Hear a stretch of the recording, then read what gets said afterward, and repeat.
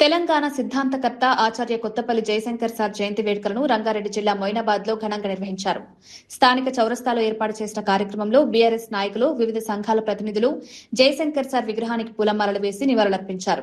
తెలంగాణ రాష్ట్ర సాధన కోసం ఆయన చేసిన కృషిని ఈ సందర్భంగా స్మరించుకున్నారు.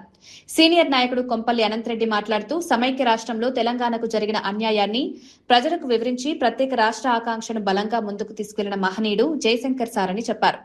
ఆయన ఆశయాలను కొనసాగిస్తూ తెలంగాణ అభివృద్ధికి ప్రతి ఒక్కరూ కృషి చేయాలని పిలుపునిచ్చారు.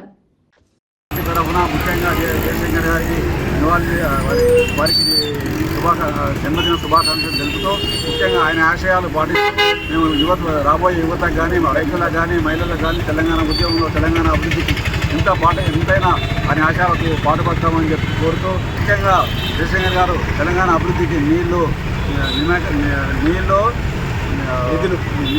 నిధులు, ఉద్యోగాలు అవన్నీ వారి ఆశయాలకు కల్పిస్తూ తెలంగాణ అభివృద్ధి చేయాలని, పల్లె అభివృద్ధి చేయాలని, పల్లెల్లో రైతులకు కానీ కార్మికులకు కానీ ప్రతి ఒక్కరికి ఉద్యోగం ఉండి తెలంగాణ అభివృద్ధి కావాలని చెప్పేసి కోరుతూ ముఖ్యంగా నీళ్ల గురించి కానీ ఆంధ్ర పాలకులను బెదిరించి ఆయన ఉద్యమంలో తెలంగాణ సాధించిండు. కేసీఆర్ నాయకత్వానికి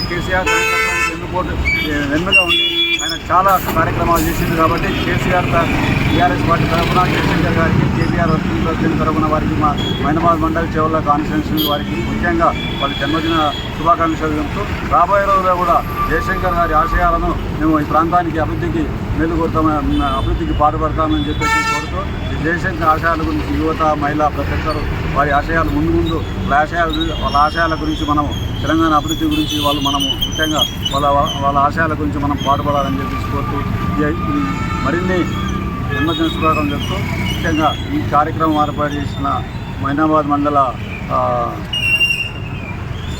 విశ్వకర్మ సంఘం వారికి మరియు ముఖ్యంగా టీఆర్ఎస్ తరఫున వారికి కూడా ప్రత్యేకంగా నేను శుభాకాంక్షలు చెప్తూ జై జయశంకర్. అమర్ హై. జయశంకర్ ఆశయాలు ప్రొఫెసర్ జయశంకర్ గారి ఆశయాలు